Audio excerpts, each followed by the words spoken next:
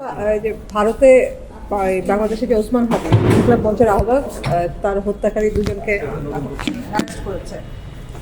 আমরা কি কূটনৈতিক চ্যানেলের মাধ্যমে তাদের ফিরিয়ে আনার ব্যবস্থা করবো কিনা? আমাদের সাথে ভারতের বন্দি বিনিময় চুক্তি আছে, সেইটির আওতায় আমরা ফেরত চাইবো কিনা? কূটনৈতিক প্রক্রিয়াটা কী হবে? আমাদের গতকালকে আমরা জানতে পেরেছি যে ভারতের কলকাতার পুলিশ দুজন ব্যক্তিকে হাদি হত্যাকাণ্ডের সাসপেক্ট হিসেবে আটক করেছে এবং তাদেরকে খুব সম্ভবত 14 দিনের রিমান্ডে নিয়েছে। তো আমাদের ইতিমধ্যেই আমাদের কলকাতার যে আমাদের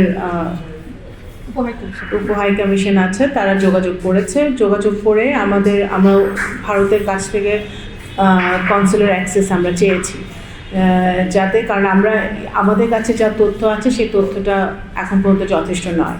তো এই সম্পূর্ণ তথ্য পাওয়া পর্যন্ত আমাদের কিছুক্ষণ অপেক্ষা করতে হবে। আমরা ভারতের কাছে কনসুলার অ্যাক্সেস চেয়েছি, তা পাওয়া মাত্রই আমরা সামনের দিকে এগোতে পারবো। অবশ্যই ভারতের সাথে আমাদের বন্দি বিনিময় চুক্তি আছে। যদি এই আসামিরা শনাক্ত হয়, হাদি হত্যাকাণ্ডের বিচার আমরা সকলেই চাই। যখন হাদি হত্যাকাণ্ড হয়েছিল তখনও আমরা সে বিচার চেয়েছিলাম এবং তখনও ভারতে পালিয়ে গেছে বলে আমরা একটা কথা তখনও আপনাদের মিডিয়ার মাধ্যমে আমরা শুনেছিলাম। তো এটা যদি সত্যি হয়ে থাকে, আমরা আমাদের কূটনীতির মাধ্যমে ভারতের সরকারের সাথে আমরা যোগাযোগ করব এবং যাতে এই বন্দিরা বন্দি বিনিময় চুক্তির মাধ্যমে ফেরত আসতে পারে বা সেই ব্যবস্থা আমরা অবশ্যই করব। কত দ্রুত ফিরিয়ে আনা যেতে পারে বা আপনাদের আশাবাদ কতখানি এই 14 দিনের রিমান্ড অবস্থায়?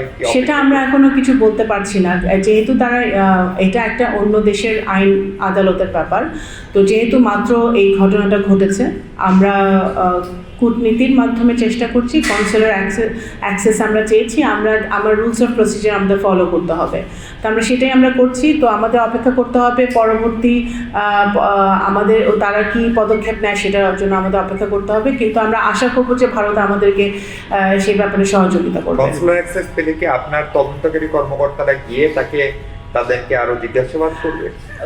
কনসুলার অ্যাক্সেস পেলে আমাদের রুলস অ্যান্ড রেগুলেশনস অনুযায়ী আমাদের কর্মকর্তারা অবশ্যই তাদের বন্দীদের সাথে তাদের পরিচয় আরও শনাক্ত করতে পারবে, যাচাই করতে পারবে এবং সত্যতা যাচাই করে আমাদের পরবর্তী পদক্ষেপ তখন আমরা নিতে পারবো। সরকারের সাথে কোনো যোগাযোগ হয়েছে ইন্ডিয়ান গভর্নমেন্টের সাথে এই বিষয়ে? যেভাবে কলকাতার সাথে তো আমাদের যোগাযোগ হয়েছে, তো সেইভাবে যোগাযোগ হচ্ছে। গতকালকে রাত্রির দিকে কনসুলার অ্যাক্সেস চাওয়া হয়েছে, আজকে তো একদিন পেরিয়ে গেল, এর মধ্যে কলকাতা বা দিল্লির পক্ষ থেকে কোনো উত্তর এসেছে কিনা? না, কলকাতার পক্ষ থেকে এখনো কোনো উত্তর আমরা পাইনি, আমরা সেটার জন্য অপেক্ষা করছি। জ্বালানি কি জ্বালানি মন্ত্রণালয় ইন্ডিয়ার কাছে অতিরিক্ত আমরা তো নিই, সেটা বন্ধ ছিল অনেকদিন। কোনো রেসপন্স আছে কিনা ইন্ডিয়ান? দেখুন, ভারতের সাথে আমাদের অনেক ইস্যু আছে। আমরা ডিজেল চাচ্ছি, আমরা পানি চাচ্ছি, আমরা সীমানায় হত্যা বন্ধ চাচ্ছি, আমরা অনেক কিছু চাচ্ছি।